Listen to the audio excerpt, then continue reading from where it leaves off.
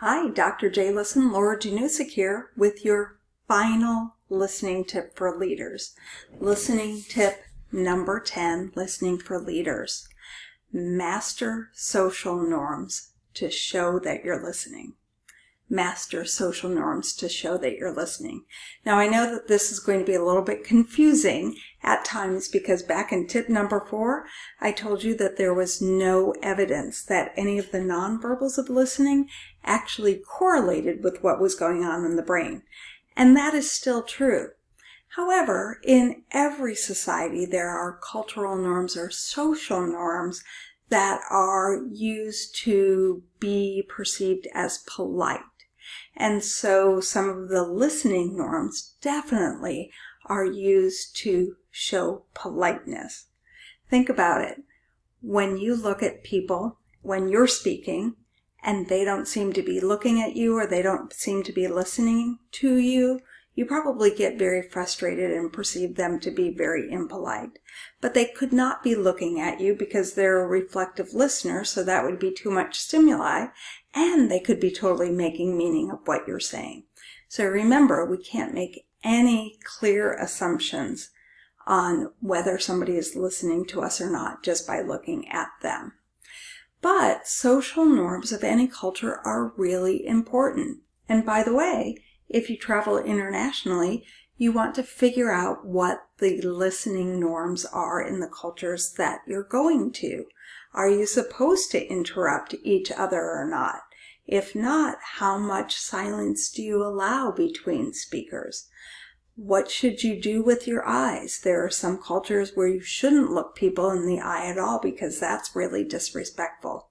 So really figuring out what those social norms are can help you be perceived as more polite in those cultures.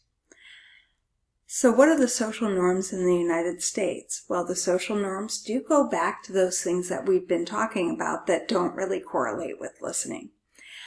Bodie and some of his colleagues in 2012 published a great piece where they looked at the perceptions of listening behavior. It was the top 13 things that people did to be perceived as good listeners. And you know what? The top 4 of the 13 all had to do with how you speak after you listen, as opposed to what you look like while you're listening. The first one was responding on topic, which makes perfect sense. The second is elaborating on the same topic. Again, not a surprise. The third is to offer advice, opinions, or personal experience on what was just said. And by the way, if you are going to offer advice, oftentimes you want to ask first and simply say, would you like some advice on that? And if they say no, don't give it to them. People are more willing to take advice when they request it. The fourth is paraphrasing. So that goes back to paraphrasing and confirming. Eye contact on this list of 13 items didn't rank until number 8, and head nodding didn't rank until number 12.